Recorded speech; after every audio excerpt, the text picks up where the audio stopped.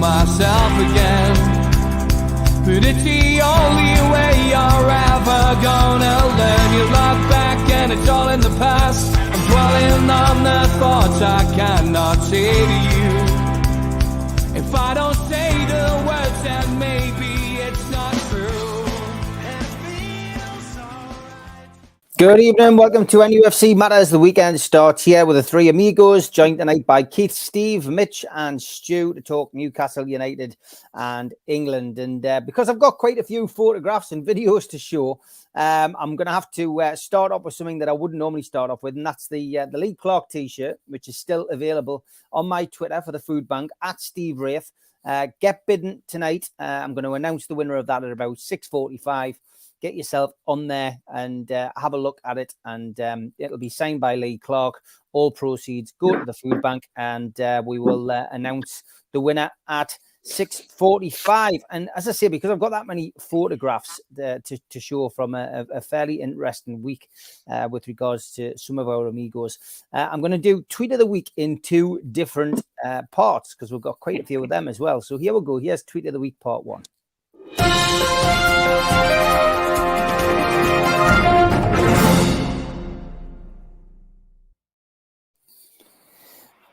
This was fantastic. Hi, no context, Brits. We investigated your below query. However, the person in question has made it very clear that he doesn't care.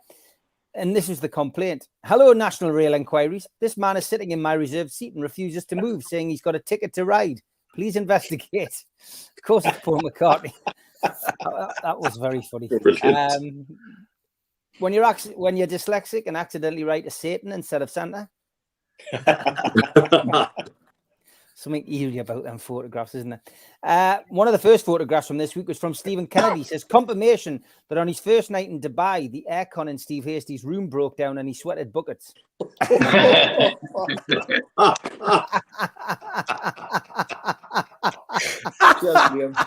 was fantastic. Brilliant, Stephen Kennedy.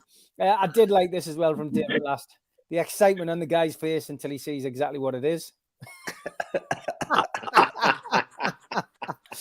Plenty of Christmas jokes in that coming, by the way. Never mind dad jokes. A warning to you all, be careful about drink driving as we're getting close to Christmas and the police are out there in their numbers checking on people. Last night I was out for a few drinks and one thing led to another. I had a few too many drinks. Knowing I was over the limit, I decided to leave my car where it was and took a bus home. Sure enough, I passed a police control where they were pulling over drivers and performing breathalyzer tests. Because I was in a bus, they just waved it past. I arrived home safely and without incident, which was a real surprise as I've never driven a bus before. I'm not even sure where I got it from. I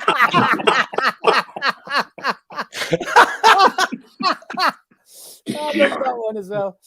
This is brilliant. The look on her face. These two climate idiots glued themselves to a handrail. Brilliant. Orchestra hall in Hamburg. They didn't know that was the hand, that the handrail was not fixed for the porters, so that the staff just took them out and put them outside the whole way to continue the concert. Genius. Excellent. Excellent. There's honestly been some absolute belters this week. Thanks to Dougie Morris for this one. Just got hospitalised due to a peekaboo accident. They put me in ICU.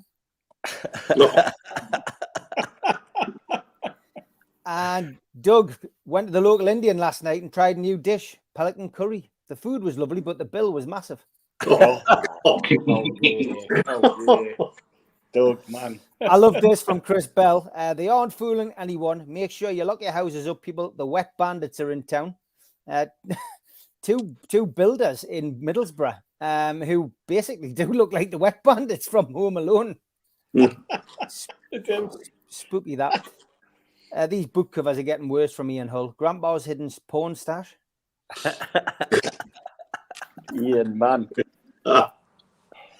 And from Albert, never sniff Viagra, he says. Most of you who watch the show regular will know that I'm Blake 7 fan, not a Blakey 7 fan, Stephen. Thanks for that. Yeah. And this one, Freddie Mercury from Dougie Morris. Is this the real loaf? Easy come, easy dough, put a bun against his bread. Nothing really batters. Very good. Very good. Thanks, mate. Rachel was in on the jokes this week. You've seen Elf on the Shelf. Now get ready for... That's right. Suck on the cock. And we'll never not laugh at this. I said my name was Mark with a C. These people in Starbucks, honestly. My wife's a fan of Brazil, says Glyn Lamb. Asked me to buy her something green and yellow to use during the World Cup. Now she's not speaking to me. Still 0-0 between Croatia and Brazil into extra time.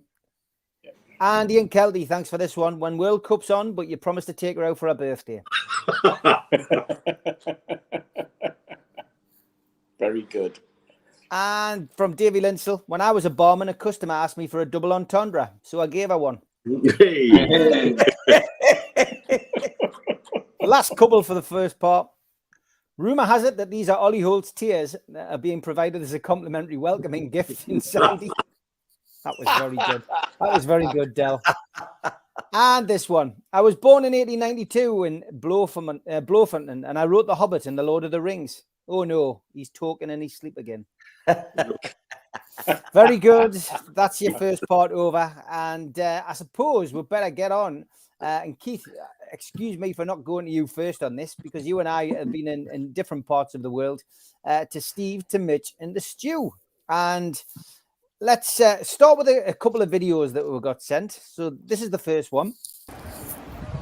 Right, welcome to Riyadh, everybody. Hello. Been here 5 minutes. You know what's happened, don't you? Mitch has been lifted. Typical, when you say. Anyway, we'll see you later. That was okay. Have you not trained him yet? Please stop. Got to the hotel, lashed out a little bit of treat Mr. Hasty here when he's jumping in the Middle East, so all good. Yeah. Thanks, Mitch. Cheers. Thank you for getting us away from the police car. No problem, no problem. We're on our way. Don't know what the buffet's like. Brilliant stuff.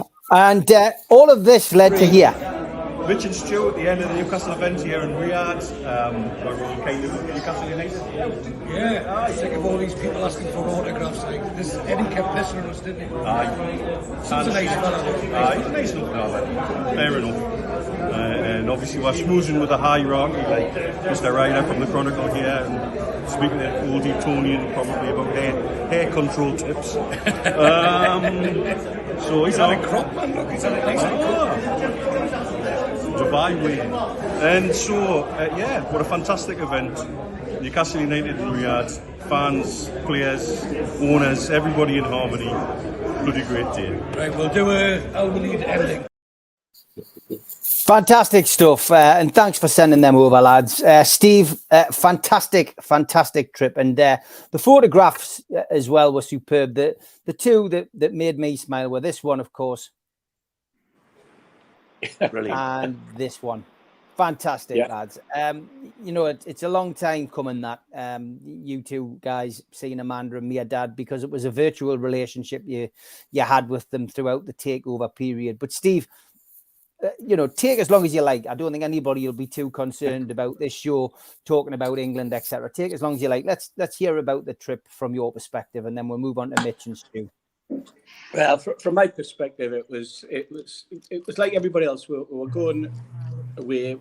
We got the invite to attend the function that was being put on by the international supporters, and you know, thanks to Sarah Medcoff for adding us to the list. She was absolutely brilliant. The organisation, it took place in a beautiful hotel in the centre of Riyadh. We got there. We walked in slightly earlier than anticipated. I think we got there about 12:30, lads, didn't we? And we were immediately confronted by about 10 or 12 lads, some who are dressed in the traditional Arab regalia and black and white scarves. And from that moment onwards, there was just a constant influx of lads and girls as well. Some from the UK. People from Doha, people from Qatar, people from Kuwait, Bahrain, Oman, and obviously Saudi Arabia itself. And there was a great camaraderie in the room downstairs. And then we got the call to go up, at which point the North Shields mags arrived as well. So it turned into quite a festival, as you can imagine. We went upstairs, we signed, we were given little lanyards and they'd invited us to this international event.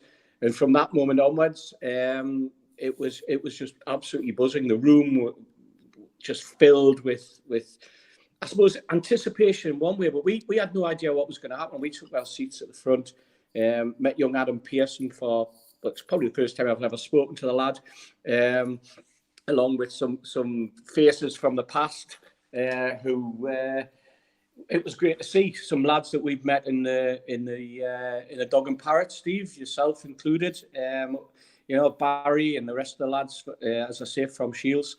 And that was it.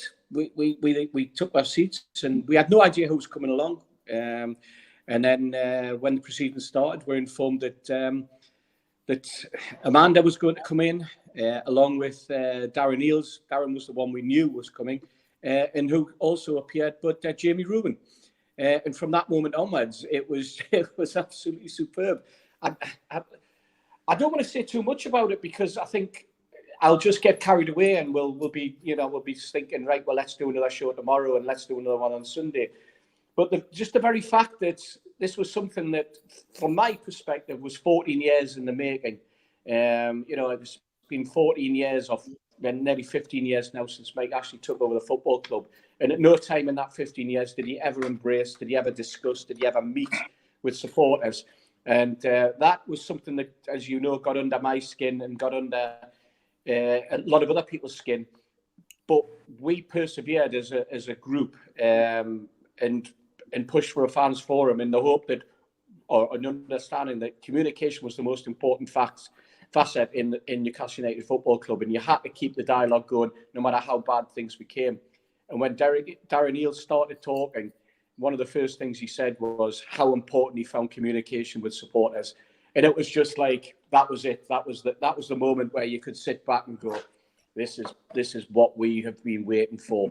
The very fact that we have owners, because we've read in the newspapers and we've heard various statements that have been made in the past, but this was an opportunity to actually hear it from the horse's mouth, if you like, that's what this football club was from now on going to be all about, interacting with supporters.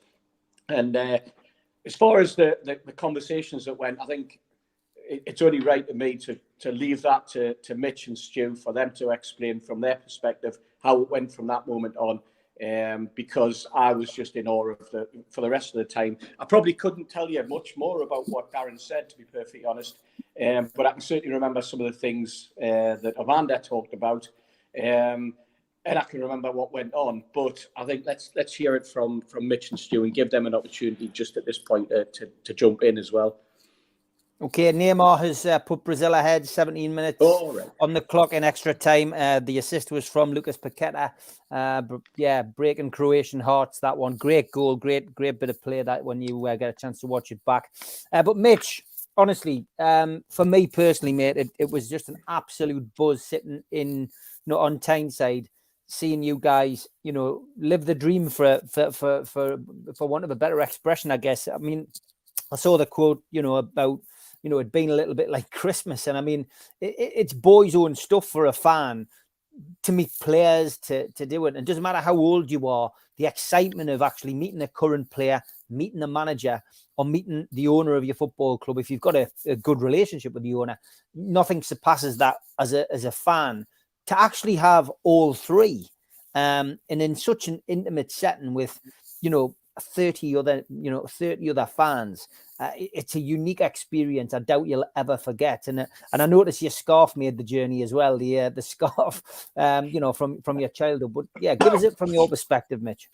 Well, I think that I'm lucky in that I can look at it from different perspectives. I can look from the same perspective that Steve has, in that for the last 14 years we've been two of the people strongly campaign in the club to talk, to communicate, to reach out, and no matter how bad the relationship got, at least try and keep the line of communication open.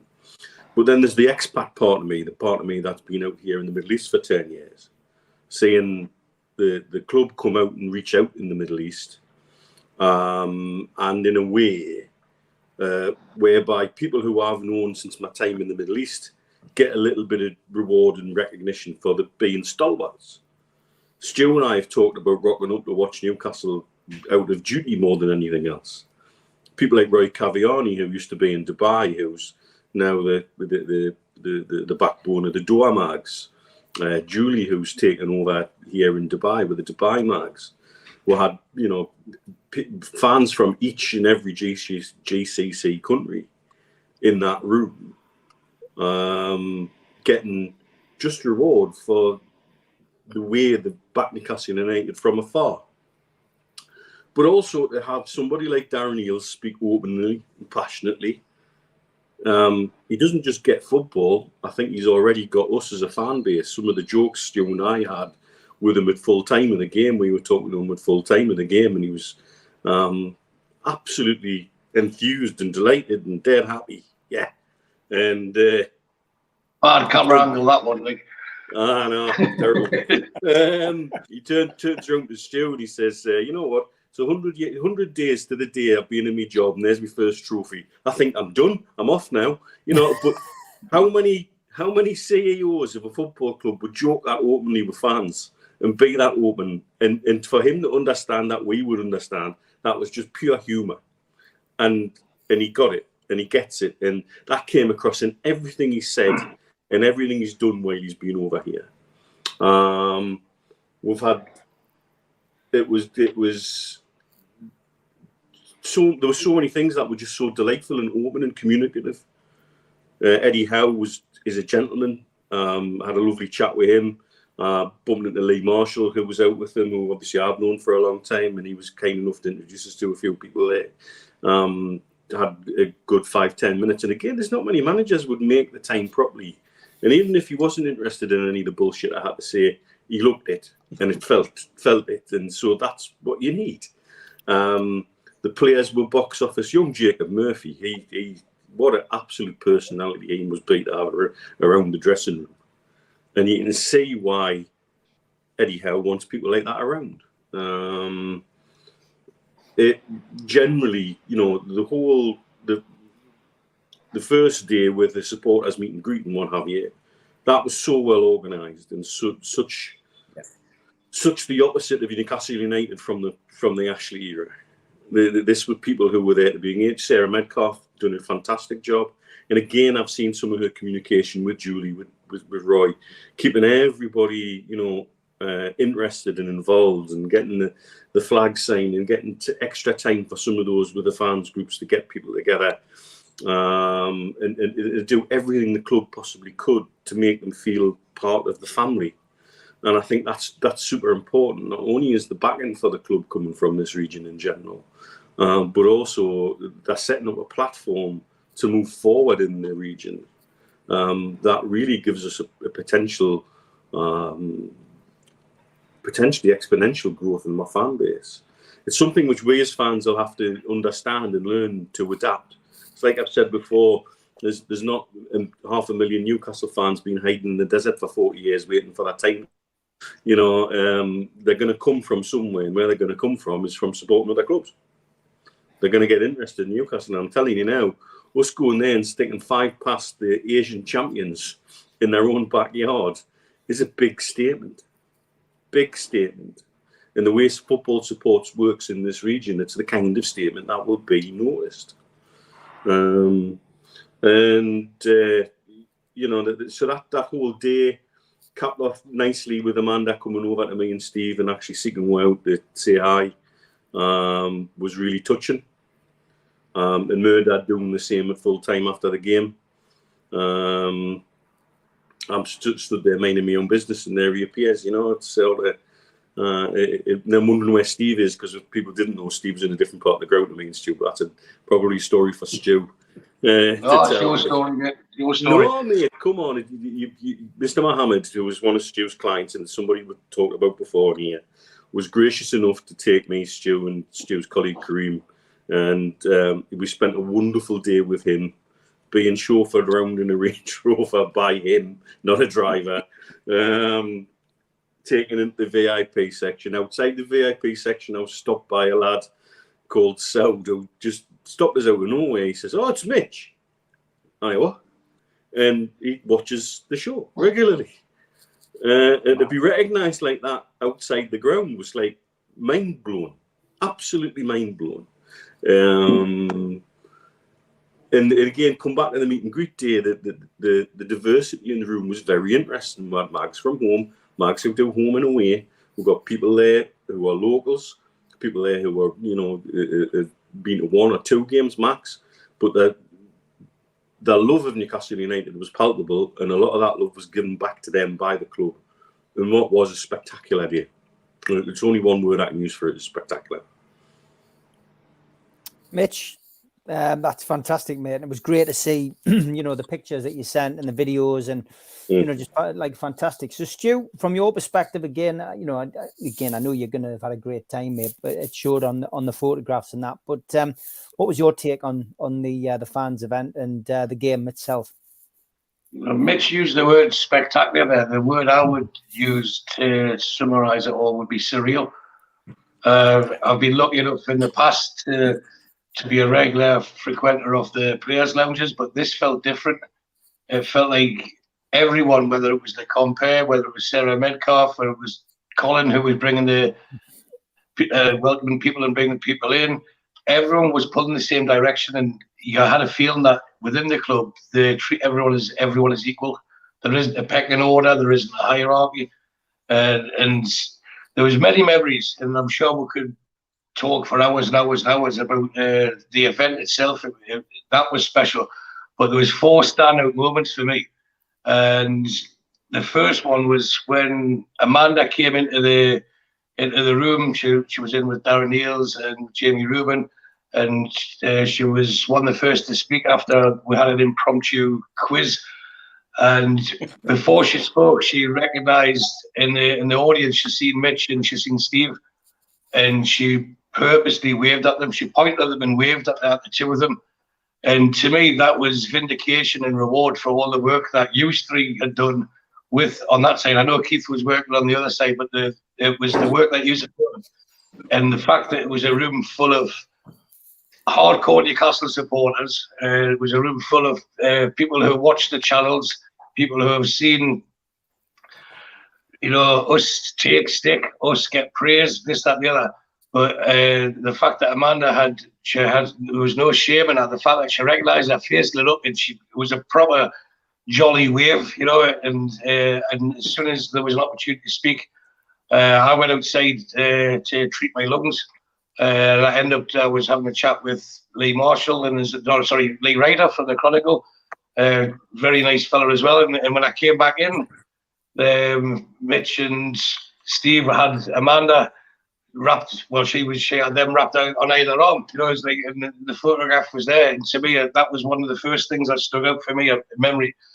The guy that Mitch mentioned there, Soud from Saudi Arabia, we were in the VIP bit, Mitch, weren't we? But he was in the royal bit, like, wasn't it? It's like where the chairman were and stuff like that. And we were going down the stairs. That was half time. I was going down the stairs, and someone just shouted "Stu." So obviously I looked with that being, and he's put his hand out, and so naturally I'm just shaking it. And then he says, "Thank you so much." And I'm thinking, "What?" I says, "What for?" And he says, "For everything you've done. I watch all the shows," and he says, "all the support and praise and backing you've given Saudi Arabia for the last few years, and for being so honest and being so truthful and being so positive about the takeover." He says, "Every one of you deserves as much praise as I can give." He says, "But you," and he says, "and that man," he's talking about you, Keith. He says, "That man, Keith, all the time, not once did you say no, this would not happen. Please, please, please pass on my thanks to Keith, and thank you everyone who's done the show." He says, "But for you, for what you've done for Saudi Arabia, I cannot thank you enough from the bottom of my heart." And for once, I was speechless.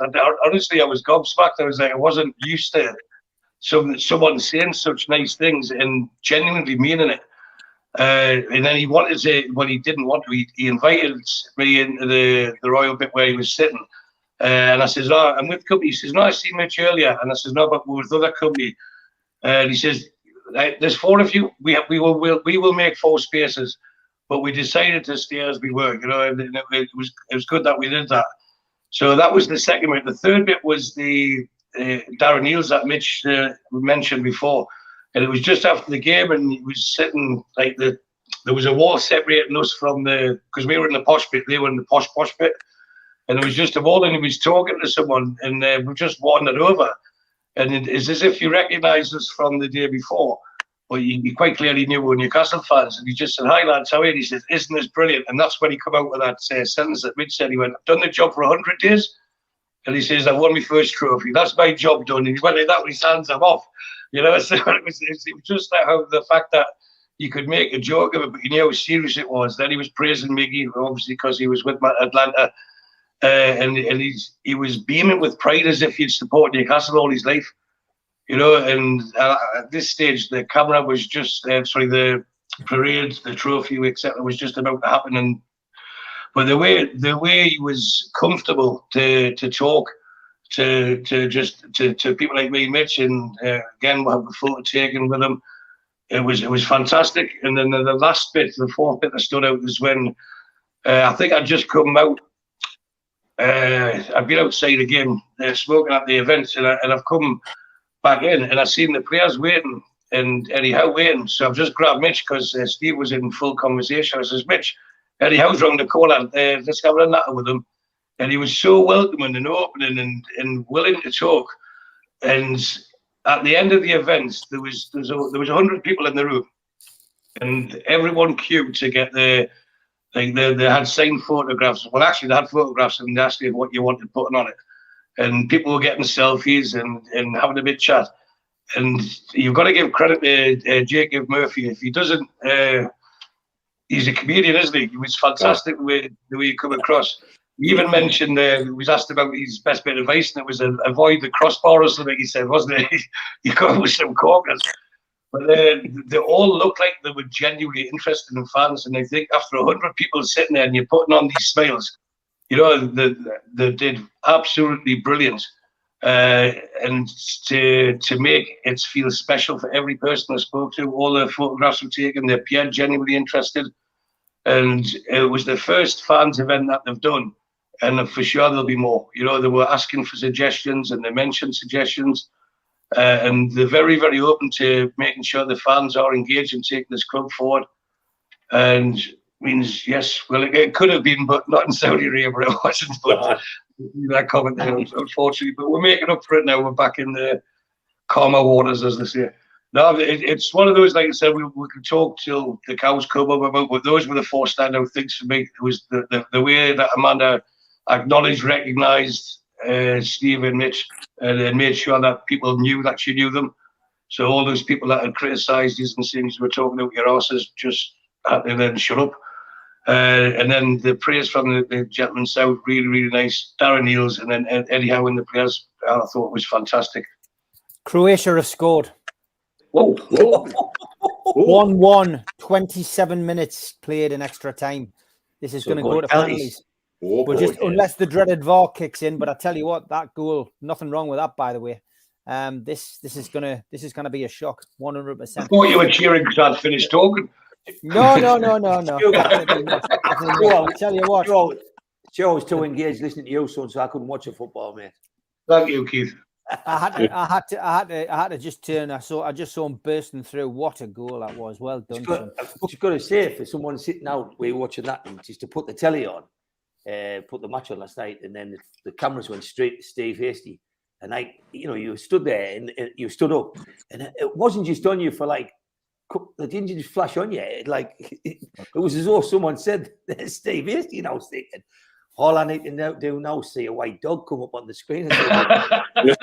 But seriously, Steve, it was on you for ages, and I just thought that's uncanny. That there's one fan out of all that, and they've gone straight to Steve, which made me day because I think he deserves it. And then when I saw all the pictures of you lot, the pictures you got, and I think it must have been on Twitter.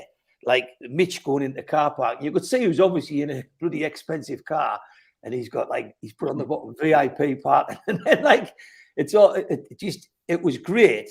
Very envious, mind. I mean, I'd love to have been there, but just to sit and watch us, and I don't know, just reward because when we go to this game and that game and that game, you two lads, it's a big journey for you to come back over here, Stu and Mitch, and you do come back, you know, and but to get your loyalty repaid and being among it over there, and when you hear that you're getting VIP treatment, you deserve it, you know. And it was heartwarming to watch what you were doing, and you could see that the club had gone out the way. You could see that what they were doing was very genuine and from the heart, and there weren't false smiles. You could see all that.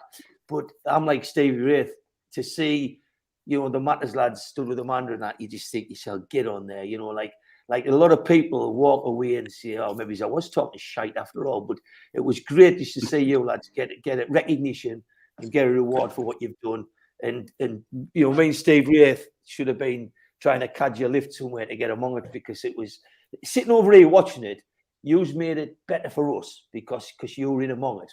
But like, you thought, oh, why the hell didn't we go? You know what I mean? Because it just looked that good.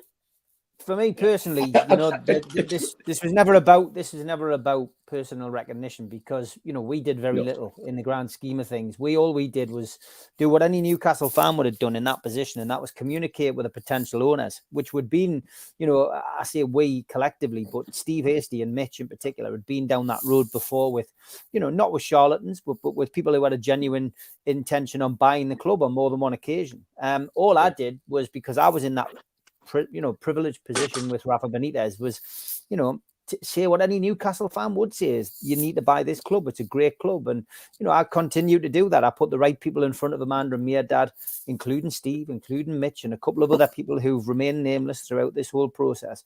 And you know, for me personally, the one thing I wanted to do when it all finished was just stop in the house and, you know, just collapse in the heap. And that's what I did. And I'm just delighted. It wasn't about personal gain. And, you know, everyone who knows me knows that, and you guys know that, and etc. But for me personally, I'm just happy being a Newcastle fan, watching this club grow and grow and grow. And that last night was part of that process. And I've seen Amanda and Dad and Jamie, you know, since the takeover. Steve's bumped into them on the food bank. But ultimately, to see a little bit of recognition, yeah, that is nice. It is something which we don't crave it, but it is nice. And it was, as I say, it's a just reward for Steve and Mitch and Stu. Great to hear just fans of the show coming up and saying hi. And that's what it should be about. You know, it was great to see Adam Pearson out there. Darren Curry was out there. You know, Barry Ingham, you know, who goes to every single game, you know, Barry. And these people are great lads. They're great, the big Newcastle fans. And they choose to follow Newcastle all over the world. And, you know, to get a little thing like that, it's not something they expected, but it's something they've had the opportunity to have, and that's fantastic. Like, for me, at times it was a bit mind blowing, because I had people there in that room. Some of them I've known 30 years. Mm-hmm. Some of them I've known for 5 minutes. And the one common denominator with all of the people is Newcastle United. You know, and to see it all come together like that, I think I'm genuinely still processing some of it. I'm genuinely still sort of ruminating on how it all came together. And I'm delighted for some of the people who've done some hard graft, sticking the name of Newcastle United out there in this region when it's been hard to do with, you know, Man City of late, but then the traditional clubs that used to come out here in the Middle East, Man United, Liverpool, etc. To see those guys rewarded in a way that I think they'll never forget. And also there's a relationship there now that can be built on going forward. Because Sarah Metcalf seems very, very keen to build on those relationships and develop that. And so did Darren Eales. When we were talking with Stu and I were talking to him after the game, you know, we chucked a few things around with him about supporters clubs and regional hubs and growth. And he was like, yep, get it, totally get it. And it's very, very interesting to come across a club that's now so actively engaged, but also then, like I say, bringing parts of my life together that have been quite disparate with one common denominator. And now the common denominator gives a fuck and genuinely really does, you know, and that's, for me, is just as mind-blowing as being stopped by somebody I've never, ever met before in my life. Say, oh, hi, I've seen you on the shows. It was just like, what? Eh? Just amazing stuff. An amazing couple of days. You know, I think we've all, it's been great to get together with friends who've been in and out of Dubai, who are now based in Saudi, and to get together and spend some time together with good mates where we've, in the case of myself, Steve Bennett and Andy, the three of us basically got each other through lockdown in Dubai, and now obviously Steve and his good lady Lou there are still waiting to find out whether their apartment in Kiev's usable again or not, and all of that. Some very odd conversations I've had with mates over the last few years. Yep. But now the source of joy for everyone is Newcastle United Football Club, and how special is that? Steve, you were going to say something about earlier, mate. What was also good, Steve, was the very fact that I put this into perspective. The lads were in the VIP area. I was in the £5 seats, and I was literally next door. Literally, we were talking through the fence at one point. It's half time. We're like, opened the gate and stood chatting for a couple of minutes, and then we went downstairs, and you could go outside of the ground and mingle. But what was really good was that there was a combination of expats, lads who travelled, girls who had travelled, and what we were calling the locals, and whether they were from, they were Middle Eastern in origin, but from a multitude of countries. And everybody was taking each other's photograph. Everybody wanted to talk. Everyone wanted to know what it was like in Newcastle who hadn't been. There were lads there that I recognised who have come up to the food bank and stood alongside me. Lads from Saudi Arabia. They wanted to re-engage again. They wanted to be known to the other Saudi and other Middle Eastern supporters that they'd met us, that they'd been there, and they wanted to tell them from their experience of supporting Newcastle United. We had one lad who had been a Newcastle United supporter, and he turned up and he's got a black and white shirt on, and he said he was actually at the Nottingham Forest game at the start of the season, and somebody came up to him and said, "How long have you been supporting Newcastle United? Because you've got a pretty old shirt on." And I said to them, "I bought this shirt new. And by the way," and he was great, because it was a great put down. He goes, because obviously someone was going to accuse him of being a sort of, a glory hunter or whatever. And he said, "I bought this shirt when I came during the relegation season." He says, "If you look at it, it's a relegation season shirt." He says, "And I stood in the Leazes end." He says, "There's a John Hall stand." He says, "That's how long I've been supporting Newcastle United." And he was proud, and he was beaming, telling us, and we were giving him a little bit more encouragement and a bit round of applause. And that kind of atmosphere will only grow. And Mitch is right when he mentioned earlier that this is something we're going to have to get used to. It's a new thing. Supporters coming from all quarters and being part of Newcastle United. Before the game, the Al Hilal, the young kids and such like, the supporters of Al Hilal were on the way in, were telling us how many they were going to beat us by. On the way out, we're passing them, saying, "You're a great team, you're a great club. This is brilliant. We are going to be supporting you now," and all this type of, that's the nature. But brilliant. I think what we've got to also understand is that what Saudi Arabia is like, and it's nothing like I imagined it would be. It was nothing like it being built up by certain people in the press. I think the only time we saw police was to try and control the traffic, because they have this ability to turn a 3-lane highway into 6 lanes, and they have the ability to drive with one eye and one hand, while the other hand and the other eye are doing something completely different. It's an experience, put it that way, especially when you're sitting in what should be the driver's seat and you're going, "Whoa, what the hell is that?" Because they're literally coming from everywhere. And the car horn was obviously invented for Saudi Arabia, because it is used probably, I would say, once every 35 seconds on a half an hour journey or a 2-hour journey. Every 35 seconds, that driver must hit that car horn, either to warn somebody he's coming or to warn somebody off. It is unbelievably chaotic. But the people were the most friendliest people that you could ever imagine, whether it was people in the pizza place that Stewie took us to, because he'd been the night before, whether it was the reception staff in the hotel, whether it was just people who stopped you in the street. We were walking to the event, and this is no word of a lie. Mitch, myself, were walking to the event with our friends, and we got stopped by a guy who ran after us and said, Newcastle United, Newcastle United. We said, yeah. And he goes, can I have my picture taken with you? Handed his phone to his girlfriend. The poor girl had to then stand in the street taking photographs of us all. And it was absolutely, this was what it was like. And this just carried on all the way through. Everywhere you went, somebody wanted to talk to you. They knew who Newcastle United was. They were fascinated by us being there. They couldn't believe that we'd travelled so far to see a game. But boy, was I pleased I went. I think that in itself just says so much. I was so pleased that I went because I got so much out of it.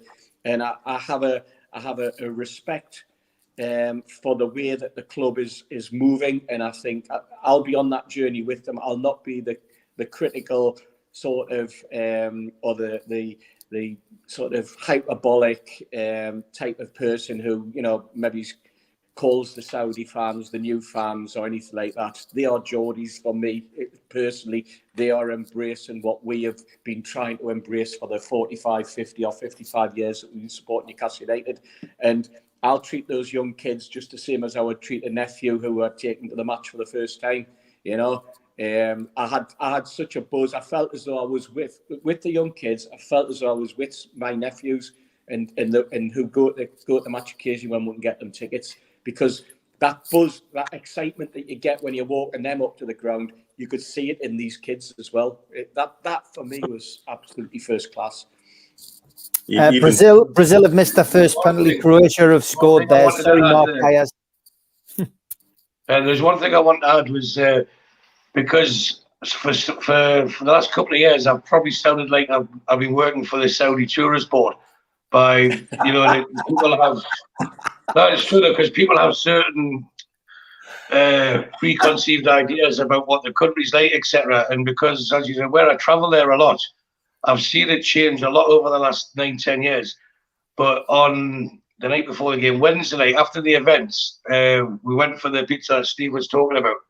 But I wanted to take them somewhere in Riyadh and say, look, this is what Riyadh's about. This is what Saudi Arabia is about. This is change. And even when with Mr. Mohammed, he was explaining to Mitch that 5 years ago, there was no cinemas there. Now there is, you know, and that's a seismic change. It doesn't sound much.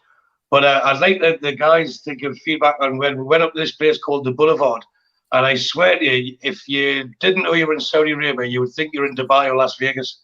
Like the way it is, and this is right in the middle of, and you would never ever guess it. And this is when we keep saying that they are changing, and they're changing at such a rapid pace. They're progressing. That's why I put that tweet out earlier, Steve, that you retweeted. They are changing so well, and they don't get the credit. People just want to make up stories because they've never been, they've never visited. But you find any of those fans, there was 100 at the event, there must have been 200 to 300 Newcastle fans in that ground last night. That's with Newcastle heritage that were in the ground last night. And I reckon we would have made at least 300 or 400 more new fans just from that game last night. But Mitch and Steve were both in that place called the Boulevard last night. I'd like them to give their opinion on their trip, because it was their first time in Saudi Arabia. So all the time I've been saying, it's fantastic, it's great. And people, yeah, okay, Stu, you get paid. You've got clients there, you make money from it. You're obviously just biased with it. These don't get paid from there. They don't have clients there. They were there as tourists. How did you feel as tourists? Sorry, Steve, do your job asking questions. But that's what I wanted tonight. Go for it. I want to hear their opinions, like so people can hear their opinions, and I can drink me. Been out in this region for 10 years, but that was my first trip to Saudi. And so it was my first actual physical trip into Saudi Arabia. And I know a few Saudis. I've got patients who are Saudis. Talked to one of them who actually owns the building our clinic's in, and his family are the main importers for our VW Porsche into Saudi Arabia. And he was talking about the change in the dynamic of when they started to allow women to drive and how they had to employ female sales assistants, and now the major decisions in who buys the cars in the family are now all being made by women. And so you hear these things, but then to see it, to not see anybody covered, to see women without covered hair, to see women not in abayas, which I think 5 years ago you wouldn't have seen that. In fact, I think 5 years ago you'd be lucky to see many women at all. They're making generational changes in a short period of time. And going into that boulevard, bear in mind there's two parts of it. One part we didn't go into, which is basically like a big fun fair, with rides and attractions and things like that. And then you go through to the part we went into, which is more F&B, dancing fountains like you get in the centre of Dubai, shopping and high-end shopping at that, you know, not small stuff. How many watch shops these lads had to drag us out of, you wouldn't believe. Brazil are out of the World Cup. Croatia won 4-2 on penalties. Oh my gosh. So the message you go when I'm done. Anybody who's in Dubai with Croatian friends who've learned the word bell end in the last week, I do apologise. That was my fault. Anyway. I interrupted you. Watch shops, Mitch. Yeah, no, these had to drag us out with a few watch shops on occasion. But to go around that complex and to see what was going on in there, and there was a multi-screen cinema complex there, and the football, how powerful football is in the region. There are two cafes there, one for Al Hilal and one for Al Nasser. Al Nasser. And then set up like football stands facing each other, the rival cafes. And you can go to one cafe and have a coffee and a bite to eat and buy merch and memorabilia, or the other side for the other club, set in the same area where there was other sports shops, and you could go and have, you know, football games and take penalties and football skills events. And you can tell it's growing. You can tell Riyadh, they're building a metro system which is very, very similar in appearance to the metro system here in Dubai. And you can see where they get taking their lead from. And I reckon in the next 5 years, Riyadh is going to grow exponentially and become a genuine destination. And I think the feeling is there'll be, in time, certain high-end outlets will then be allowed to serve you a glass of wine with your dinner. I don't think you'll ever get bars in Saudi Arabia. I don't think you'll ever get like a pub. Well, you've got Mecca there, Mitch. That's probably the reason why. That's exactly the reason why. However, I think in a high-end outlet, if you wanted to go and have a glass of wine with your dinner, I think that's the kind of thing that may come eventually. It has that feel. It's got the feel of a city that's about to take off. It feels a little bit in parts like Dubai was when I first came to Dubai 10 years ago. Because there's parts of Dubai now which everybody raves about that weren't even built when I arrived in Dubai. That's how quickly things are growing here. And the change in Riyadh is of a similar pace. And I really enjoyed it. It was interesting to talk to the press guys. And some of these lads I've known for years. Miles Starford at the Shields Gazette. I used to live in the same building as he did for a while in town. I've not seen Miles for donkeys. I spoke to Liam and Jordan from Newcastle World. Caught up with Lee Ryder, who I've not seen in ages. And I had my first proper chat with Craig Hope. I think they were surprised by what they discovered when they arrived in Saudi, in that this isn't really like what you've been told and the way that the picture's painted. And I think it really was a fantastic cultural experience for me, without sounding too knobby. I really did enjoy it. I enjoyed every moment of it. We've had two and a half wonderful days there. And then on the way out today, coming through the airport, checking through the exit and checking the documents in, one of the guys at the airport goes, Newcastle, good. We win everything now. And that sort of made me day. We. Yeah, we. Steve, what about you, mate? The place that Stewie's talking about, it was like a cross between Warner Brothers Studios and Epcot, with a little bit of the Dubai Global Village put in for good measure, but on probably 3 or 4 times the scale.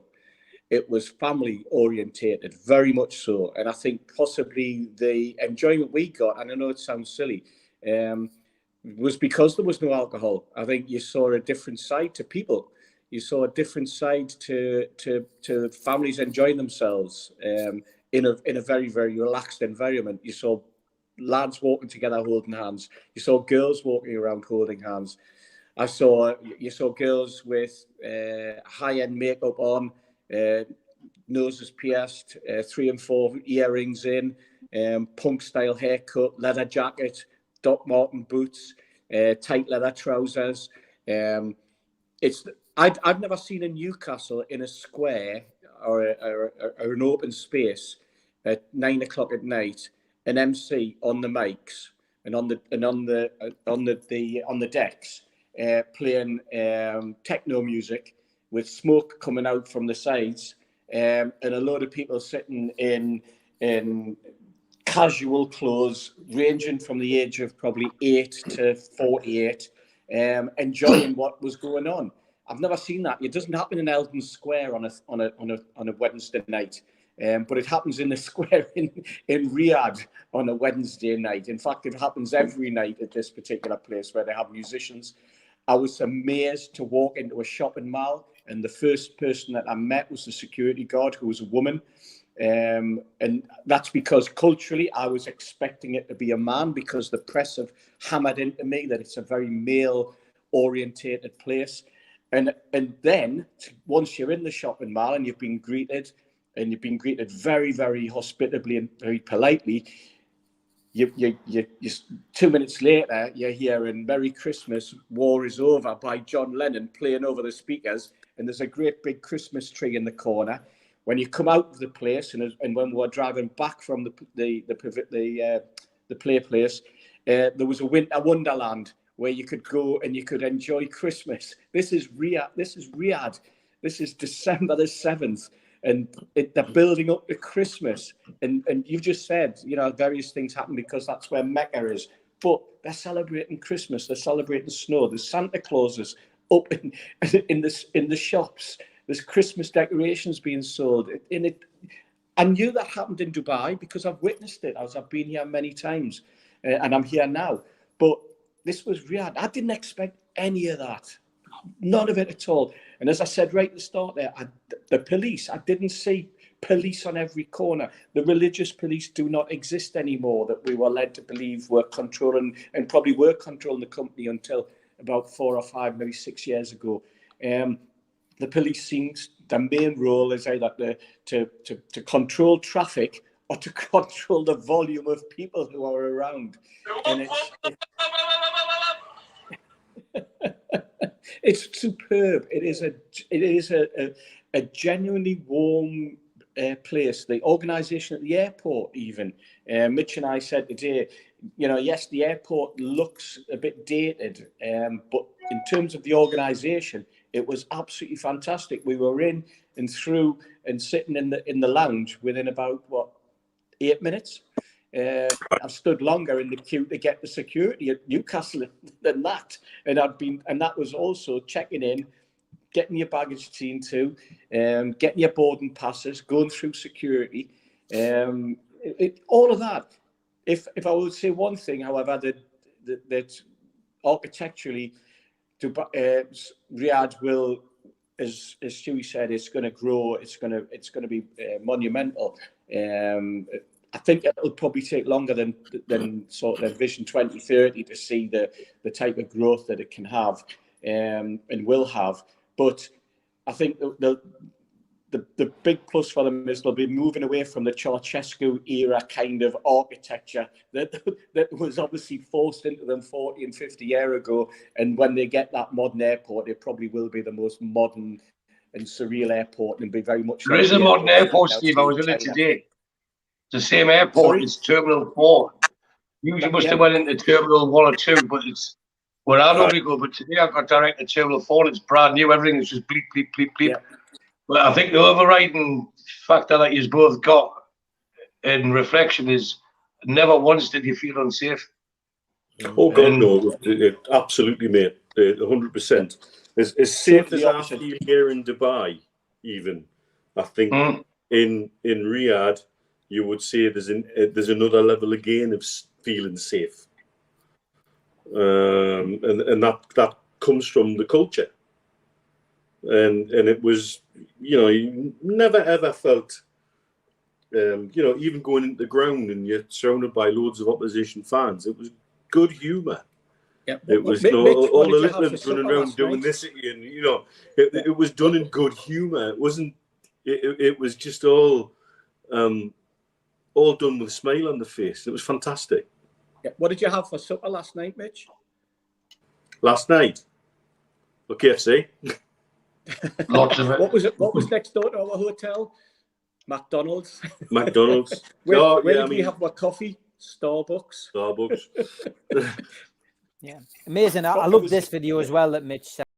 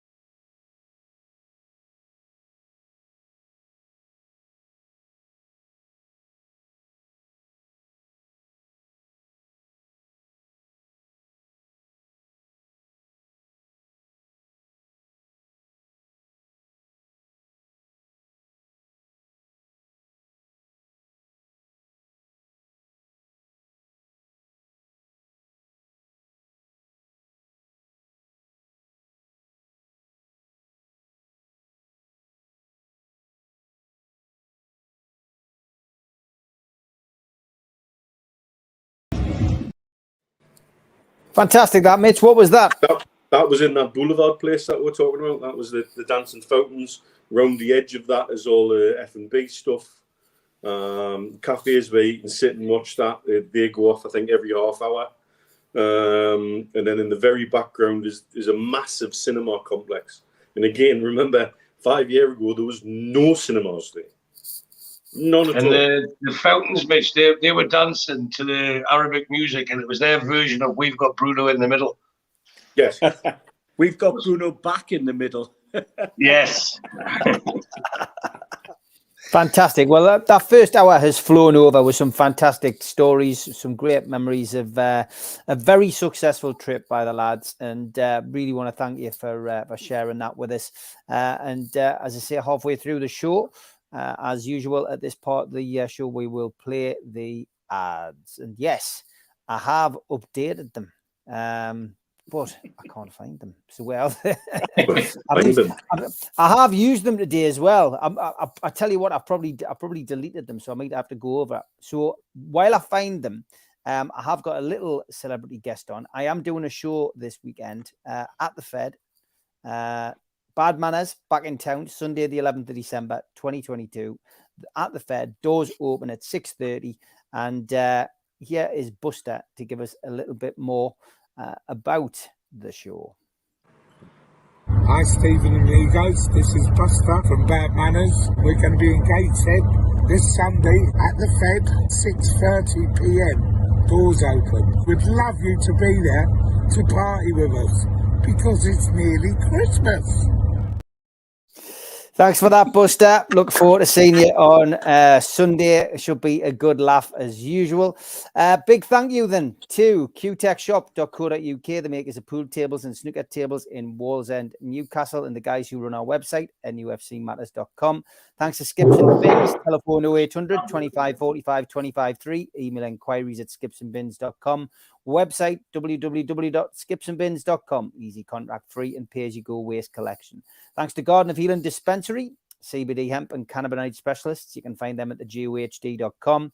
And thanks to Mr. Vicky's Sauces, handmade in Cumbria. You can find out more about them from mrvickys.co.uk or by making an order at 01768 210 102. Go to blowholebrewery.co.uk if you want to sample this new beer. The cans are designed in the colours of Newcastle strips from the Entertainer era. And big thank you to Media Arts for all the help with the technical side of things. If you want to subscribe to the show, then just hit the NUFC Matters button in the bottom right-hand corner and you can subscribe for free. Please do subscribe. It's free and does help the show a lot. Hit the like under the video as well. That helps the algorithm. And click share it to your social media. iTunes and Spotify is where you can find us as a podcast. Usually gets loaded a day after the show has been on YouTube. And if you want to join the NUFC Matters cult, then go to nufcmatters.com and search membership pack, or put your phone over the QR code and it will take you straight there. What do you get for your £25 one-off fee? You get a cup, a pen, a scarf, and a membership card and entry into the monthly draw. We also give away a car sticker if you subscribe. It is free. You just need to email john@nufcmatters.com. We do support the food bank on the channel as well. Go to nufcfansfoodbank.co.uk and you can make a virtual donation 365 days of the year. Don't forget as well, we have got the T-shirt up for grabs on my Twitter @SteveWraith, and it is a Lee Clark signed T-shirt. Get yourself over there now if you want to bid and help the food bank. As each week goes by, John from QTech does give us a clue. We're coming up to the fourth and final clue today. So 16th of October, 1929 was the first one. 1958 to 1962 was the second one. The third one, Swansea, 1965 to 1968. So the question, the first person in the chat that John picks is the winner. The player suggested signed for Newcastle in 1958. What was the fee? So the player suggested signed for NUFC in 1958. What was the fee? First person to get the correct answer in the chat that John sees will be the winner. And John is in the chat and he will notify you, and I'll give it a shout out on here in a little bit. Okay, time for the day I met.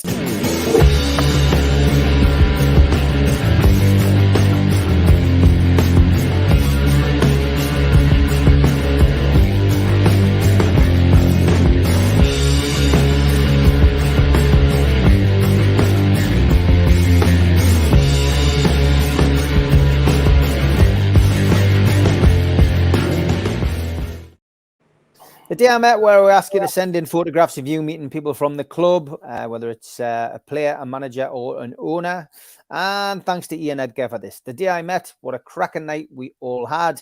There he is meeting Steve Watson. And Steve Watson will be at Central Park tomorrow night doing a talk in pre-match before the England game. So if you've got a photo, send it in.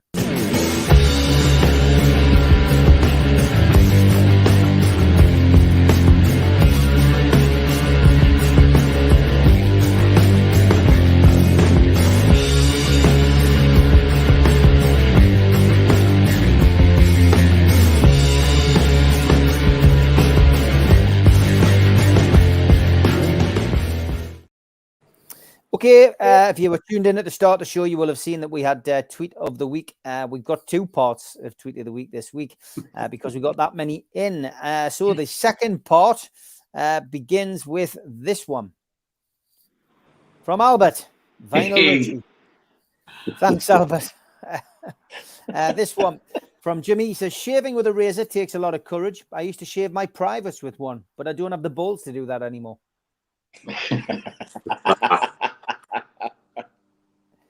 And I wonder if Asda sells this, asks Rocky. Pickled macaque in brine. That can't be serious, can it? Just opened the first window of my Everton event calendar.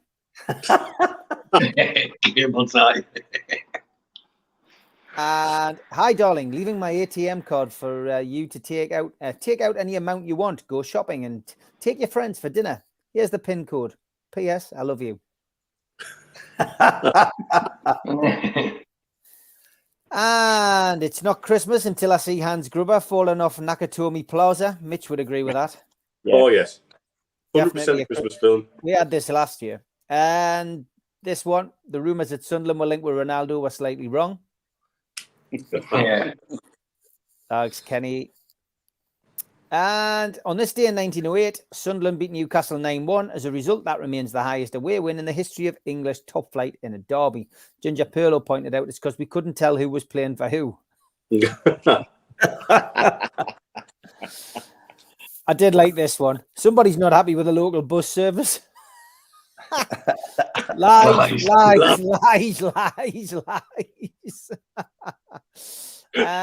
This one from CL. He says, I was at a funeral today. The speaker mentioned which football team the deceased supported and somebody booed.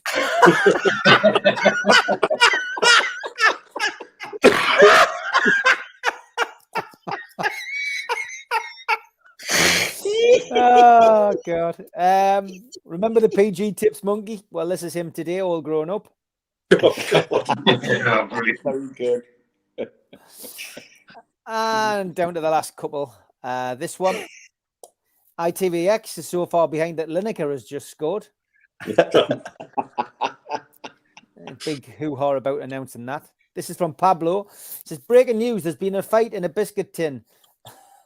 A lad called, now I can't read that one now, hit a penguin with a club, tied him to a wagon wheel with a blue riband, then made his breakaway in a taxi. Police say Rocky was seen after 8 in Maryland with a, can you read the next one? Ginger snap. Known to police as a rich T. They didn't leave a crumb of evidence. So the Dodgers got away with it. Very good, Pablo. Very good, very good. Somebody clearly with too much time on their hand doing that one. Thank you for sending us these this week as well. Dan he says, Steve Wraith, I've spent a fair amount of time this year listening to When UFC Matters. Cheers for all your efforts. Jody Dentist, Old Etonian, and Keith et al. 6,653 minutes Dan has spent. So thank you for that, Dan. And similar one from Stuart. He spent 13,218 minutes listening to his top podcast, NUFC Matters. Stuart, thanks very much, mate. Much appreciated. Yes. Apologies, Stuart. Miss McCarthy says, I asked my new class to write one thing they would like me to know before I started teaching them. This note came in. I take a long time to do a poo. My record is 2 hours, 15 minutes. And this one, you've seen Elf on the Shelf. He has shit on a kit. But the winner this week, because I was feeling a bit festive, the tree's up and all that, was this one. Day 8, Migs in a blanket. Migs in blankets. Yeah, very good. Thanks, Meme Newcastle. Love that. Thanks to Zara, as always, for sending her clips over. And if you've got a tweet of the week, send it to me or the lads, and we'll feature them on the show.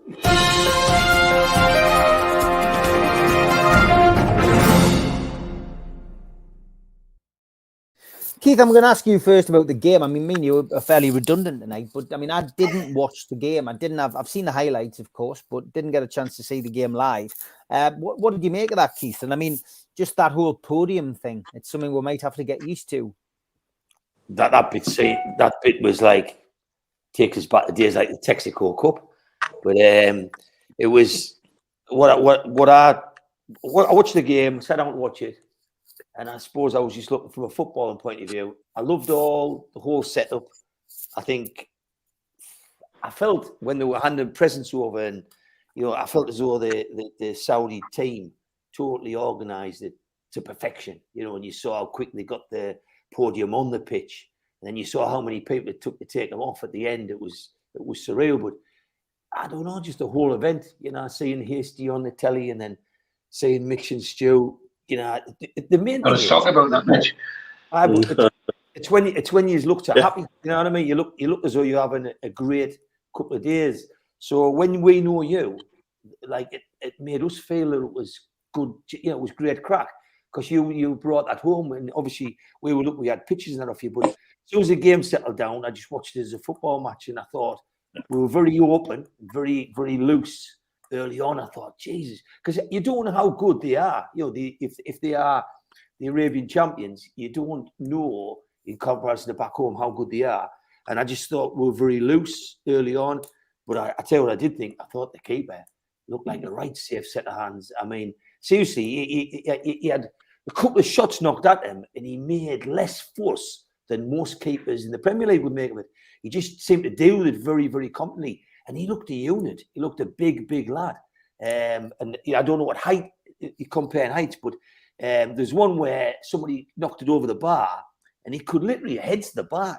That's how, when he put his hand over the bar, it was 18 inches over the top of the bar. And I thought, I've not seen anybody seem to command the area, but made a cracking save later on. So for me, you know, I'm one of these people who's been on the show and said, you know, I'm nervous of the backup to the goalie. I've got to say, you know, I know you might compare the opposition, the quality of the opposition, but to me, I would be more confident that if he was coming in as our number 2 goalie, because he just really, really looked like he's got good history. Go on.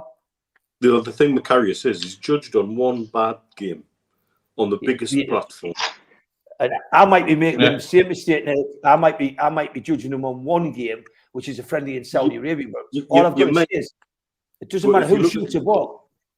No, and if you look at the trajectory he was on when he went to Liverpool, he was set to replace Neuer in the German goal. Yeah, that's how highly rated he was. And he had one bad game in the Champions League final, which Liverpool subsequently have suggested he was concussed in the 13th minute of, and probably shouldn't have been on the pitch still. And yet that's tainted his career forever. And if we can become a safe haven for him to pick his career back up, like you, I was super impressed in the flesh. I was. Because there was a confidence about him in commanding the area. Yes. And he wasn't frightened to come and clatter everybody. He'd clatter our players, their players, everyone. Just, that's my ball, get out the bloody way. Bang. And that's what you want a keeper to do. You want someone to command. Well, when you do that, you know, over here, Mitch, you might have missed it, but there was a friendly, I think the day before, Man United were playing. And again, you picked it up. I didn't watch Man United's game, but somebody said that Dubravka played and did do so well. But I don't know whether that's just rumour. But I just wasn't thinking about Dubravka. I was thinking about Newcastle. I was thinking about Pope getting an injury. I saw that lad. It doesn't matter whether Stu's kicking the ball or Joe Linton's kicking the ball. You kick the ball with the same, you know, it comes at a similar pace and it goes in a position in the goal. But I mean, that tip he made around the post. And I just looked at him like you, Mitch, and I thought, wow, he looks like a proper keeper. And he gives a lot of confidence. I thought, you know, there was a big gap between him and Gillespie, you know, and it's lovely to say the local lads get in and get a game. But I just felt that much more confident. In the first half, I thought they'll really be going somewhere to score. On the other players, you know, it was good to see the Joe Lintons of the world put themselves about, and Botman taking it so serious. I mean, he got right chewed up with a decision the ref made. He was absolutely going it. But then for me, the night was about Almiron. He come on, and my missus sitting watching it. She says, "God, he always smiles." You know what I mean? And he just looks like a person that's having the time of his life. And I think Newcastle and Eddie Howe deserve a lot of credit for that. But just to see him, and they weren't silly goals. And when he cracked the bar, how much I'd love that to have gone in. You know, the kid is just becoming a proper top footballer, and you just want that to continue. And then the big thing again, I got a lot of buzz, Steve, out seeing the kids come on, because they look like good young'uns. I mean, that the one who seemed to get in the mix of it, get thrown into it, was the young Scottish kid at the back, and he was like, but I saw Dan Burn go over, like sort of grab him on me and position him and things like that. I thought the kind of experience these young'uns are getting is amazing. But they all looked as though they could take a touch, they could knock a ball, they could control. They all looked like good class young'uns, and it's just a great feeling. That was something, Keith, I was impressed with Dan Burnett, because we ended up with a back four with him at left back and 3 young'uns across from him. Yeah, brilliant. And from left back, he was barking instructions constantly. Yeah. And moving people around and making sure they knew what their job was. And you think, this is when we talk about how many leaders we've got in the dressing room. Yeah. Leadership's not just about wearing the captain's armband. And mind you, I've got to say something about Jamal Lascelles. When he come to meet with at the open day, what a wonderfully, refreshingly honest, open and mature young man he is. Great. And, you know, I had a little chat with him at the signing bit about, you know, what he did as a young man, as the captain, bringing us back up, was a remarkable feat of leadership, and that's something that's clearly in him. But also him, Sean Longstaff, and Jacob Murphy, between the three of them, were engaging, enlightening. They had a bit of humour about them. And you could tell they all care. That everybody who was there, from top to bottom within the football club, really do care. And it was remarkable to see that. But then when you see at the end, like I say, Dan Burn out at left back, but he's marshalling the back four from left back because he knows he's the senior player there. That's another sign of leadership. And we've got leadership all over the pitch. And you really, again, this is the kind of, when you hear Eddie Howe talking about what he wants to build, and he had him and the lad who was the first team coach with him that were up there, and what a great relationship they've obviously got between each other as coaches, and that they recognise that probably as players, none of them achieved the levels of that they should have done, and they want to make sure that every player under their tutelage does achieve the level that they should do. And that you kind of buy that kind of attitude and leadership. That comes from within. And if that's being permeated through our dressing room, top to bottom, it's no bloody wonder that they fight so hard for each other. Yeah, it's well said. Well said. Lad called David Cook on there, and he's just turned around. He said something. We were just playing in a friendly in Saudi Arabia, but David Cook just said something that came back to me. Like, if we start the season and they sign Karius and give him a deal, and they put that young keeper they've got in from Celtic, who's supposed to be really pulling up trees, the young keeper, he's supposed to be getting a lot of attention. If you then went with Pope, Karius, and the kid from Scotland, you know, them three keepers, I'd relax, you know, because I think, well, we've got three keepers and they all look tasty. And that's come out of a friendly, you know, like a, what do you call it, mid-season friendly. But I got they're not just Arabian champions, they've been Asian champions. It's brilliant. And okay, they were missing players as well. They're missing some of the Saudi players and some of the... Check from the Saudi Tourist Board again. Obviously, 9 of their starting 11 due to the World Cup duties as well. So it wasn't a really true test, but the way that Newcastle put it out. But what I wanted you to mention was Jacob Murphy's the way he answered in the question about the best about Arsenal. Oh well, yeah, that one as well. But he was asked the question, Steve, about what was your best advice as a youngster, and Sean Longstaff and Jamal Lascelles give really serious answers. And he just turned around and he says, the best advice I got as a youngster was, no, Jacob, the other way. The goal's the other way. See, you three's been over there. Box office. You three's been over there, and you've stressed us how good Jacob Murphy was. But even when at the end, when he got the trophy, he ran over to the Newcastle fans and thrust it up in the air like it was an FA Cup, and all that came over watching it. You're like, we're watching it, but to hear you lot back it up and say that he's entertaining, he's good to have around. That's things we don't see. So you just look at him and you just judge him purely on the performance on the pitch. But I thought for a friendly, that was a hell of a good workout. And I just thought, 5-0 can't do us any harm in the region for pulling new fans in. But I thought there was good, there was good stuff being had. I thought, I wouldn't be going on here if I wasn't saying what I saw. But I thought Shelby was spraying balls all over to nobody, and I just thought, that's not what we do now. We press, we give, we get, we give, and I thought he sprayed a lot of balls loose and wild, but I just thought the young ones coming on made it for me. Steve Ray said, "What did you think?" I just thought it was well worth a watch. You know what I mean? Like it was a cracking good friendly to watch, and I think Newcastle and a lot of people with a black white shirt on, well, green and white shirt, got a lot out of that. You got a lot out. Them kids to get like Dan Burn marshalling them around, and the feedback they're getting and knocking balls into these kind of players, it was brilliant. Thoroughly enjoyed it, and all the better for you lot being there.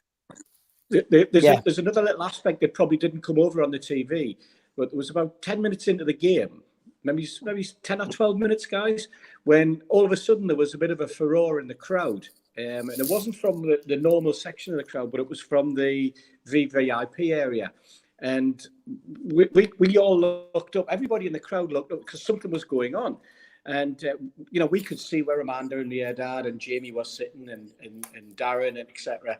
But all of a sudden, all the young children, there was children in the VIP area with their parents and that type of thing. And all of a sudden, they all as one jumped up and ran over to the far corner to where the entrance was. I'm saying the far corner. It was far corner to me. It was in the middle of the stand to everybody else. And everybody stood up and we're going, what's going on? What's going on? And it turned out it was our chairman had arrived, Mr. Al Ruwayan, and he's treated like a pop star. He is treated like a superstar. They worship the ground that he walks on. We were like, what on earth? And the youngsters where we were, he's here, Mr. Rahman, he's here. And we were like, what? I'm with a couple of expats and going, God, can you imagine that? Imagine if it was Mike Ashley, they would be hoying stuff at him because we'd be telling them how to hoy stuff at him, And it was all that. But it shows you that Newcastle United is going to be bigger than the sum of its parts. The people that we've got who are running the football club are far bigger personalities than we realise. And that's not just Amanda and Riyadh, who we know have a personality of their own, and Jamie, to a lesser extent, who's a quiet sort of lad who goes about his business in a professional way. But then you've got Mr. Al Ruwayan, who is like up here, in terms of superstar status. And there was kids coming back to where we were sat, all excited because he waved at them. Yeah, it was like pop star type treatment, wasn't it? The other thing, did you not see when he did the statement? He said something really key. He said, "You've done really well to the players." Apparently in his chat, he says, "But don't stop there. We want to get better. We want more." So basically he's saying, don't rest on your laurels. You think you've done all right, but that's just the start. So he was telling our team and our players that this isn't enough. We need to do a lot more. And that was encouraging. But the other thing on the game, one final comment was St. Maximum. When I've seen him the last few times, he seems to be playing a total different game. He seems to be looking for players all the time. It's as though he's getting coached into him not to get caught on the ball. And that's what I was saying. I thought Shelby lost the ball a lot more. And when St. Maxim didn't have something on, he just played it back. And it seems like a different player, watching a different player. Because, in a friendly in Saudi, he got a massive reception when he came on that game. I thought he would have, jinxed and beat 3 or 4 players and all that. But he seems as though he's getting coached to be more of a team player. Yeah, Liam Kennedy has had a half an hour sit down with ASM, and I was chatting with Liam yesterday. We went out for a walk and went up to the Freedom Tower with our friends Andy and Shanna, and it was fascinating to hear how the conversation had been when he was sitting with them, and he said he's relaxed in himself, he's enjoying himself. He's pleased to be getting back up to fitness again, and he's excited for the future at Newcastle United, which was very good to hear, because he does have a reputation among some of us as coming over as a bit moody and a bit sort of not much of a team player. And Liam said that he was refreshing, he was warm, and he gave a generous half hour of his time where he was just quite happy to just sit and talk about Newcastle United, his love for Newcastle United, his excitement about the way the team is playing and how he wants to be part of it. So when the rest of it, because obviously that's just a tiny snippet of what Liam told me, when the rest of it comes out in Liam's article, hopefully over the weekend, we'll get another side, another aspect of the mind of ASM and where he's coming from and where he hopes he's going in terms of his career with Newcastle. Yeah, I mean, it was great to see the youngsters out there, to be honest, and the experience that they will have had, Keith, travelling away with the first team. Obviously, there was gaps in the first team because of the World Cup, but it must have been fantastic for those youngsters. And imagine the stories they'll tell when they come home, Keith. Imagine how much they wanted again and again. And you've got kids there. I think is it Alex Turner? Murphy, sorry, yeah. Murphy, came from Ireland, and he looked like they say he's making a lot of progress, but he looked like an established player. He looked like a player with a lot more nous than a kid. And when that young one scored, you know what I mean? What kind of experience is that? And they must look at each other and see the standard of hospitality over there, and they must see the standard of reception. And I mean, when will kids of that age play in front of crowds of that size? You know, because they used to playing in empty stadiums. You know what I mean? And they're going to look at that, and you know, any kid with a half an ounce of optimism and ambition is going to say, "I want more of this." And you hear who Newcastle's looking at now, kids they're looking at now, and they say they're quite close on the Argentinian kid, Peroni. And you look at, you hope they can get the Brazilian lad, and they've obviously got young Juan Corral coming from Australia. It's just beefing up to something really good, because whilst there's a gap and whilst there's FFP, if you can bring in half a dozen kids that eventually play in your first team, that saves you hundreds of millions in this format that we're in at the minute. So I'm like you, Steve. You know, I'm all about, you know, I'd rather have a team like Ferguson did of young people coming through that we can build this Eddie Howe attitude, where you've got to be patient with them for a year or two and let them mature. Then I would just bring in the kind of players Dalglish brought in when he brought all the prima donnas who were past the best. I'll tell you another thing that happened that during the Q&A with Jacob Murphy. And I think it gives a really nice reflection about the mindset in the dressing room. Okay, bearing in mind his manager sat in the audience by then watching, and they were asked about the rest of the season going forward. What game are you looking forward to? And I think Sean and Lascelles both gave very personal answers and very good answers, but Murphy just went straight to the jugular. He says Arsenal, because they're top of the league and we're third, and it'll be a nice measure of where we really are if we can take some points off Arsenal. We haven't played them yet. I want to take some points off Arsenal. Eddie Howe sat in the audience, beaming, absolutely beaming. Yeah. If that's the mindset in our dressing room, no wonder we'll go out with no fear. What a fantastic question, Mitch. Who would have asked that? Yeah, who asked the question again, Mr. Who asked that question? Who did ask it? Who tagged on the end of the question, and don't say the next game before you... Yes, that was the caveat, yes. You're not allowed to say the next game, which game you're looking forward to most, but the way he answered it was brilliant, wasn't it? It was. And it's a measure of how far we've come. If we can go there in a few games and take points from them, we'll draw them back in. So they're looking to overtake Arsenal. That's the mentality that I picked up from it was. And as Mitch said, Eddie Howe was sitting there like a proud father, just like nodding, thinking, yeah. And they've got it, haven't they? I don't think anyone could have went out of that thing yesterday thinking anything other than, not yesterday, Wednesday, thinking anything other than 11 out of 10. Yeah, I think also what came out with the answer as well was the idea that from Jacob was that if we do that, the rest of the country is going to suddenly start to take us very seriously. And I think it's reminiscent when we won 3-1 there, remember? Yes. When we won 3-1 and O'Brien scored with his nose. Yeah. We went there, we went to win and we went and beat them 3-1. It's got the same feel about it. Is it marvellous though? Say a World Cup comes to, breaks up the team. Just when we're on a high, we're on a run, and so you get all the criticism off the dig dogs in the press saying, they're going to do a bit of sports washing in Saudi Arabia. Where else could they have gone where they're going to be received, they're going to play some competitive football, they're going to be in heat, they're going to do some proper training for the week, and then they're going to cement the team and the ability to support Newcastle in the Middle East, and then come away with such another feel-good factor where you've blooded about 5 young kids into what you're doing.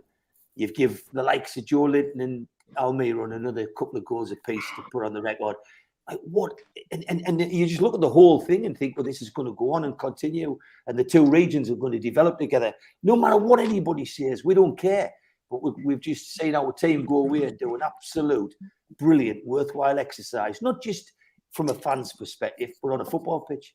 It's brilliant. Yeah, the only worrying thing that came out of it was when the players were asked, one of the questions that were asked was, can you remember the first game that you played, and also when you signed for Newcastle United and made your first appearance?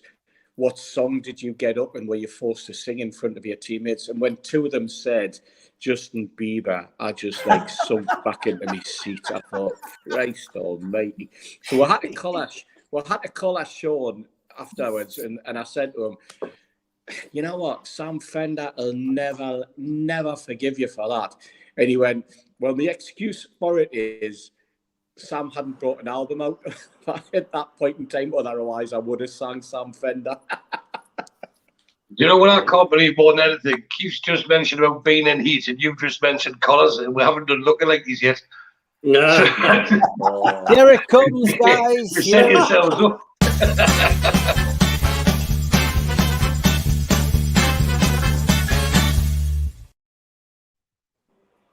And straight in with You this couldn't one. have set that up better. Wayne Clark, I see Mr. H is enjoying the NUFC Matters Christmas party at Chestergate Pub in Stockport.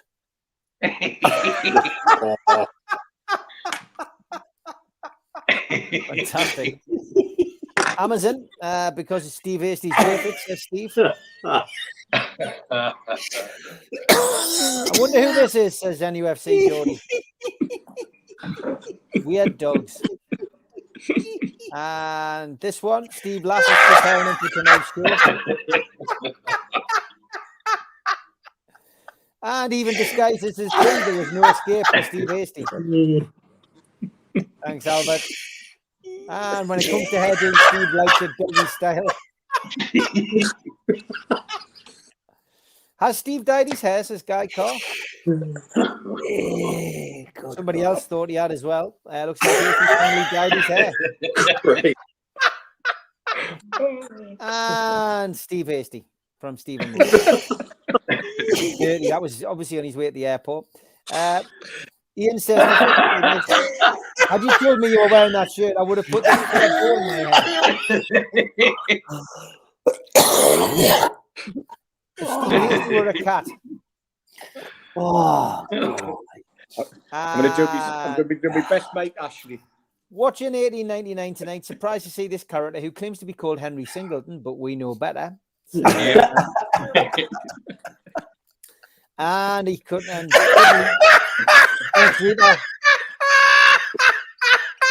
Look at the one on the right.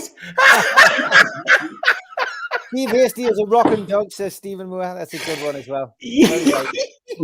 Lifelike. And Brian May also looking a bit like Steve Hastie. This one, I don't know what that is, but thanks for that. And Hastie in the Vindaloo video, I'm really thinking she wrote the Specsavers. Temple Tudor and Steve Hastie hasn't even got white hair. Oh. That's the remit. Thanks, Roy. Can you ask Hastie if he will qualify for Europe? And Dougie Morris just done this. Didn't even have to say anything. Well, that's the last time I bite the Christmas lights. Thanks, Jimmy. Two lookalike, Steve Hastie. And where did you take the dog yesterday? The regular places. Why? She's acting differently. This should read, Mrs. Hastie, where did you take the dog yesterday? Mr. Hastie, the regular places. Why? Mrs. Hastie, she's acting different. Thanks. A lot of effort went into that one. And this one, lookalike, is this ET in a wig or Mr. Hastie on the town? Says Wayne. Christ almighty, some people, dear. I think we've run out of Steve Hastie ones now. I'm going God. for Penman, Stephen Chow, and Henry for the lookalike section on Friday. I never knew Stu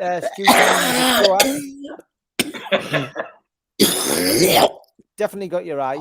Is he still alive? Controversy, Diego Maradona and Peter Shilton developed such a strong friendship that Diego was Peter's best man at his wedding in 1997. we know that's not true. And this one's from Jimmy. Very good.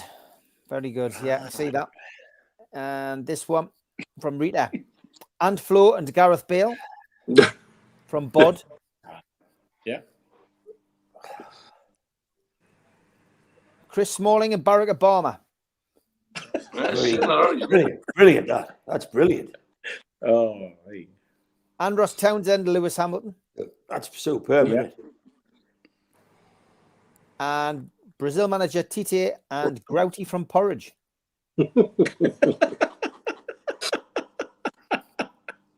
I don't keep photos of Keith on my phone, so I had to Google him for a lookalike, and this picture of him hunting wabbit was amongst the results. Thanks, Jacob. I'm not sure who sent these in. Was last week, but that's brilliant. That is a good likeness. I've got no idea who those people are. Brilliant. Steve Hasty and Tim Healy. I think you'd take that one, Steve. Better than a dog. Not really. Not really. We've had that one before as well. You know, this is very good. Very good. Yes. That very good. Very good. Like that one. Okay, coming down to the even the same strip. Coming down to the business end. Here we go. Crofts. Milburn sent this one in. Lookalikey for Friday. Ronnie Cray and Mitch.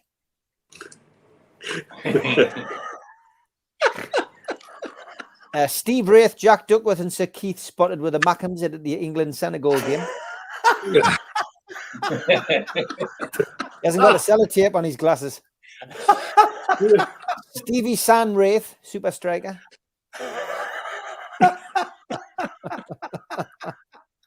I did laugh at that one myself, to be honest. This one. Hope you're enjoying the game, Steve Hasty. Liam Kennedy, is that you in front of him? If not, it's a look-alike. It was a look-alike, mate. It wasn't Liam Kennedy. Look-alike for Friday from Wayne, our old Supremo, Hatem Ben Arfa and Gonzalo Ramos. Yes, can see that. Yeah. Little man from Fantasy Island and Casemiro. Same height. Yeah. David Beckham, he's want to beat Jack Grealish for a look-alike. He does try to look a bit like Beckham, doesn't he? And another one from Rita, Tyson and Mbappe.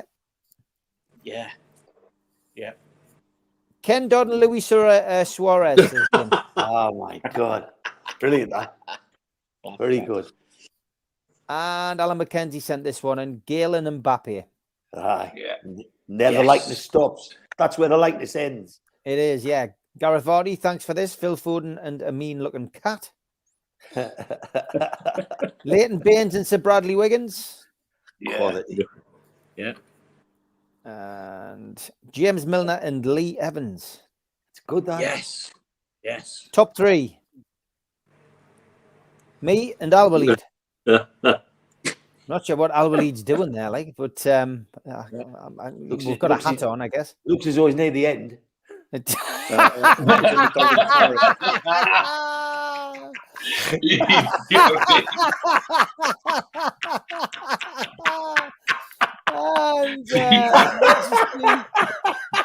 poor bugger. Nice to see Steve McClaren supporting England squad at the game. Look alike. This poor bugger, honestly. He's become world famous. And the winning one this week was this one. Trossard and Williams. Very good. Yeah. Very good. Very good. Wow. I'll be getting a text of Al Walid asking what he We'll keep it at that. That was good. Keep them coming in.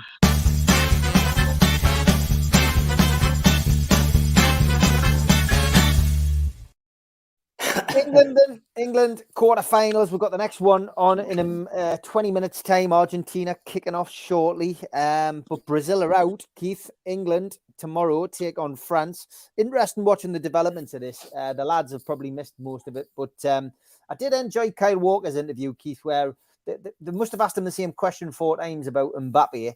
Mbappe, who spoke highly of Kyle Walker in the past, but ultimately, Kyle Walker kept with the same answer. This is England versus France, not Kyle Walker versus Mbappe, which was great. But have we got a chance? Is it coming home, Keith? I think so. I think. I've got one hope for tomorrow, and that's that we don't go to penalties. I just can't be. I suppose being a Newcastle fan, an England fan, you've got history of what penalties do to you, but I think we can do them in normal time. I think the Mbappe thing, he's world class, but so too was some of the Brazilians, and so too was Messi, so too was Ronaldo, and they're just one player. And if somebody gives you the incentive to go and try and win the biggest trophy in the world, like, you know, you can nail him. You can nail him, and he's only got 2 legs. He's only going to run. And, you know, like as an ordinary person, if you know, in the past, if I was going to play in the cup final, it didn't matter who was playing for the side. I always fancied my chances against whoever I was playing against. And I used to always think, well, whatever happens, you're going to know you've been in a game. And as long as the England players do that, and I think Eddie House proved that, because if you unite your players with a kind of spirit, and it sounds like the England players are getting that kind of camaraderie, and it sounds as though, to me, the Eddie Howe way, the pressing game and the high incentive pushing, pressing, you know, do or die is the way forward. And you need special kind of players to do that. Portugal showed that. It's not a Ronaldo game to do that. You need people with legs. To me, if England go out with the legs and the camaraderie and togetherness, we can batter the French. We can go at them and say, this is our cup. And we can give them hell for 90 minutes. So, you know, when the game kicks off, just get in their faces. Just show them what, you know, the little island in the water is all about. Smash them, hit them hard. Let Mbappe not settle. Let them, you know, let them get kicked. You know, let them go down the back. Just go through them. Just every tackle you make on them. And there's other people. If Kyle Walker does happen to miss him, there's other people. There's other defenders in there. They've just got to go and give him hell. But he's one player. He's one player, and one player doesn't win a game. And you know, you can go back to the Maradona days of when he cheated us out of what he did, but we should have won that on a fair game. But for me, England will do it. I think it'll be by the odd goal. I keep thinking 2-1, but I keep saying, no, it's going to be 1-0 England. It's going to be a tight game. It's going to be 1-0 England. And I really believe we can win this in 90 minutes. And it's all about what Walker's saying. It's not about me and him. It's about what the others are doing. And why are you worrying about what he's doing with Mbappe?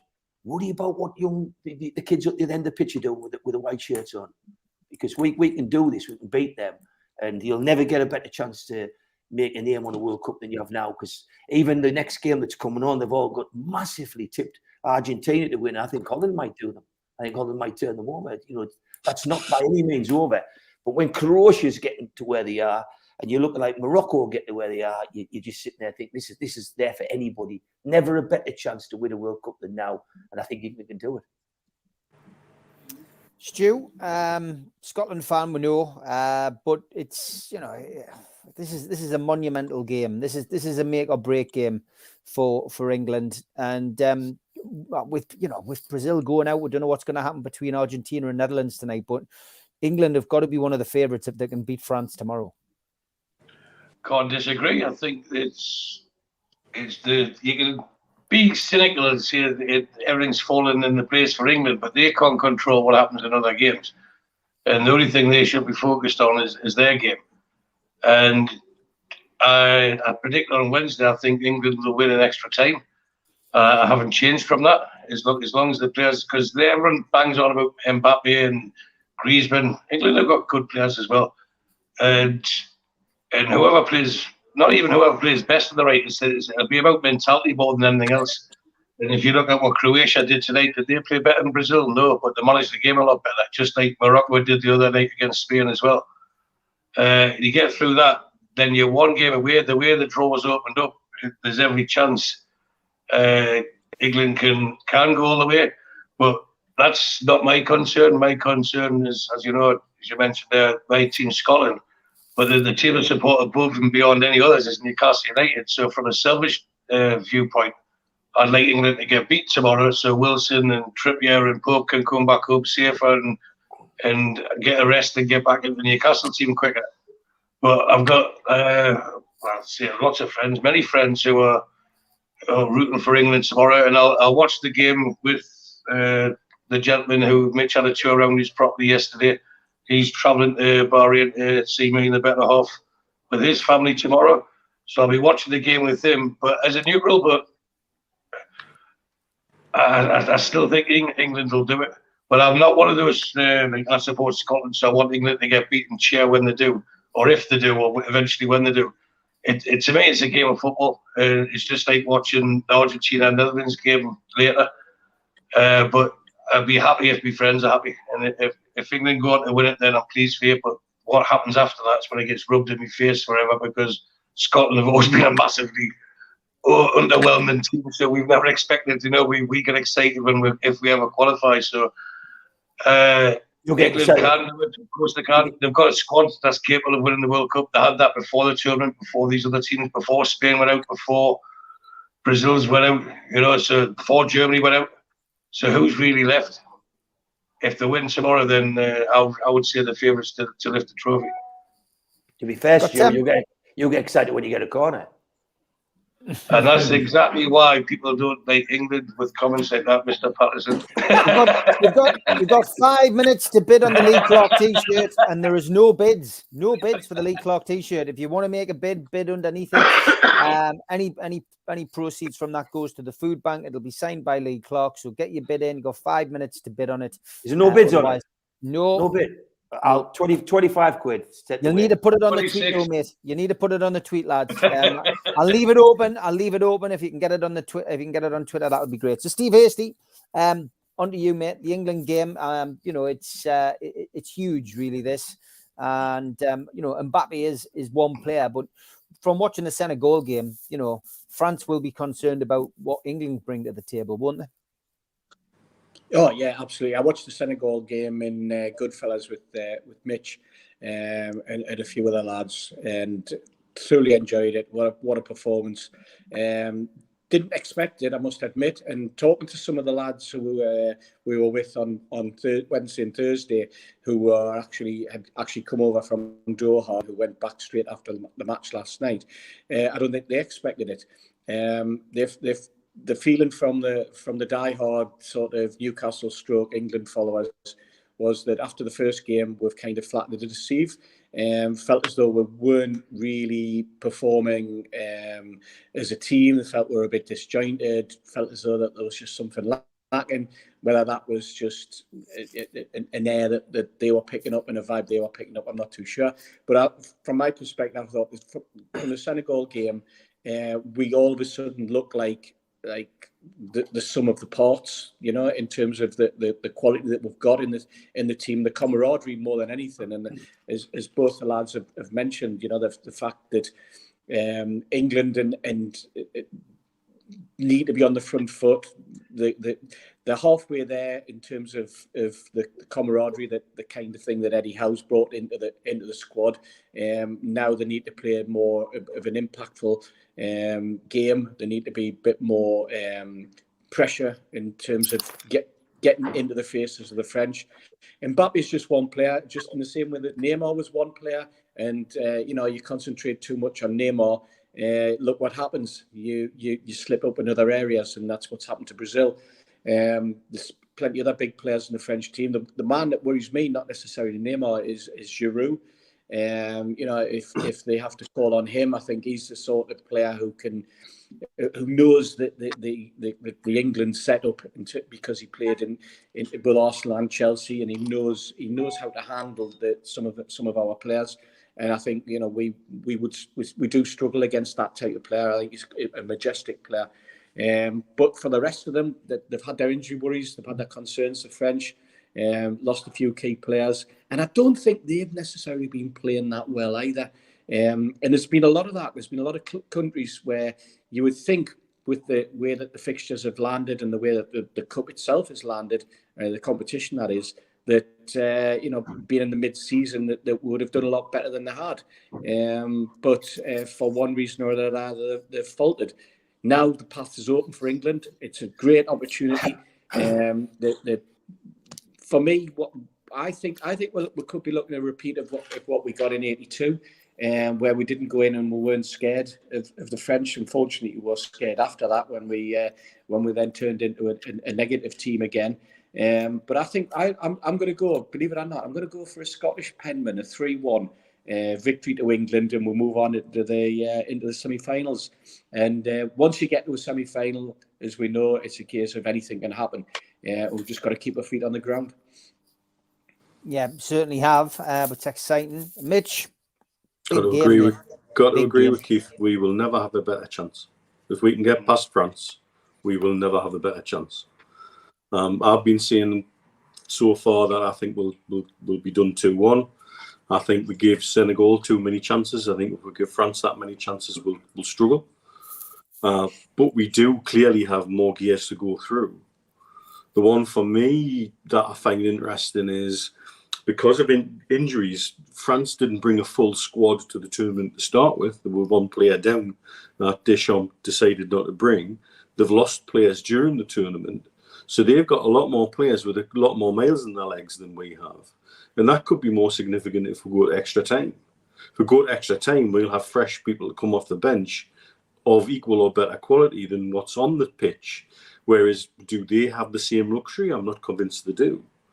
Griezmann and Mbappe have been their two key players in this tournament. And I don't think they've actually been as good as people think they have.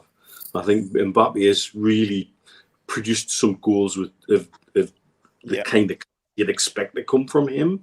But I think for me, it's about not giving them the chances. If we give them the chances we gave Senegal in the first 20 minutes, then we might struggle to play catch up. But if we can keep it tight and keep going, we've got enough talent in the squad to beat France. There's no doubt about that. And I think it depends on the kind of mindset we'll go out with. And so I'm looking forward to it because I think it's going to be a fantastic game. I think it's going to be very tactical. I don't necessarily think it's going to be stellar. I think it's going to go one way or the other by the odd goal in three. That's how tight I think it is, and it may be more reliant on making fewer mistakes than it is about the positive things we do. And Keith, you're absolutely right, mate. If we get past France, this tournament is anybody's, absolutely anybody's, and so why shouldn't it be ours in terms of the talent that's available throughout the squad? And I think. It makes the result tonight makes tomorrow's match. Let's say what happens between Argentina and the Netherlands, but the result tonight makes tomorrow's match very interesting indeed. And by then we'll know who's won out between Portugal and Morocco. And I don't think that'll be a rollover for Portugal, by the way. Morocco have shown some fight. It just again depends on who's injured and who's knackered on their side, because they lost their two key central defenders to what looked like hamstring injuries the other night, and that they're never likely to recover quickly. So we've got a huge chance and a huge opportunity. I still think France will probably shade it personally, but I would love to see we'll go down swinging. Yeah, me too. Predictions then, Mitch? 2-1 to France. I've said it all along. I'll stick with it. Okay, Steve, here's Steve. 3-1 England. 3-1 England. Stu? 2-2 England winning extra time. Keith? 1-0 England. Yeah, I'm going 1-0 England as well. Lots of predictions in the chat. Jimmy Watt saying 2-0. Tim saying 4-1. It's going to be a hell of a game. Like I genuinely think it's going to be a game. I've heard a few people say 3-2. But yeah, it's going to be interesting. Mozza, well done. You have won with John's Q-Tech quiz. So well done on that. Drop John a message for the prize. And Keith has won the T-shirt. £25 signed by Lee Clark. Well done, Keith. Thank you for your donation to the food bank. Sort that out with Steve. There has been a bit of breaking news from the trust, which I'll read out. We're not going to have time to discuss this, but the election process for the trust brought forward 3 candidates. Basically means that they don't have to go through the next round of procedures. But Michael Martin, Alex Hurst, and Paul Carter are the 3 people who have replaced the outgoing board members, Mark Corby, Michael Mannion, and Peter Morn. The supporters trust thanks them for their contributions to the board and wish them all the best for the future. And the appointment of the new board members will be confirmed at the NUST annual AGM on the 12th of January, and the newly constituted board will meet shortly afterwards. So just a little bit of update there. Thank you to Kenny Ranson for sending me the update on that. We haven't had Elliot yet, but we're going to have him now.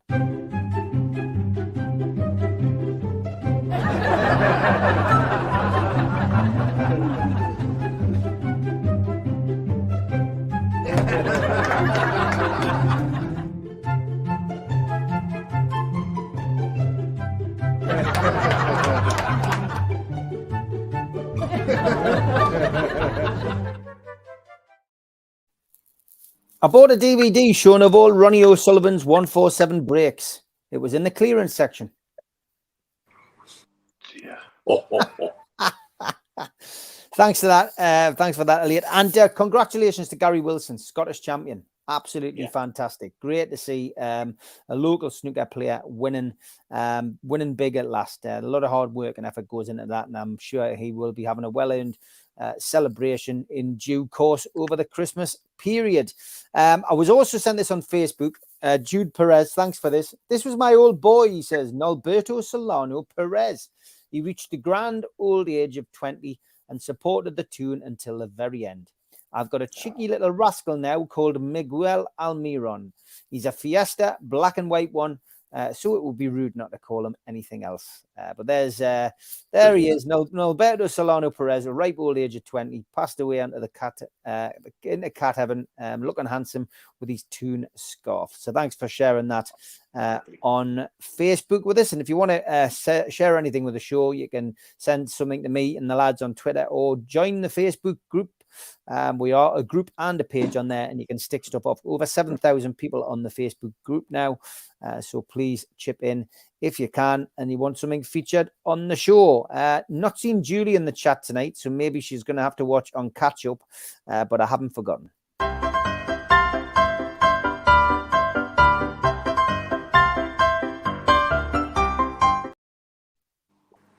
Thanks, Ryled. Steve, you're bold.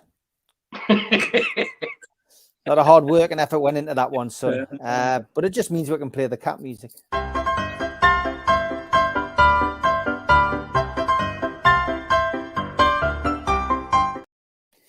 Fantastic show, as always. Mozza says we always need the cat. Tom, what about the cat? See, the cat was there. I didn't let you down. I didn't forget. But that's been a great show, lads. Thanks for sharing the updates, Steve, Mitch, Stu, on your trip away. It looked great. And that 1 hour at the start of the program, if you haven't already seen it, tune back in and watch it, because it's well worth hearing about that trip away. Me and Keith just sat back and lapped it up and enjoyed the games over the weekend. And we will be back next Friday. Time to be confirmed, because I know that I'm out next Friday night. But we will also be back tomorrow morning with George. Those were the days. And time to be confirmed on Sunday. We'll be back with the professionals with Stu and Mitch. But have a great weekend, everybody. Take care. Good night, lads. See you lads. Cheers, everyone. Thanks, guys.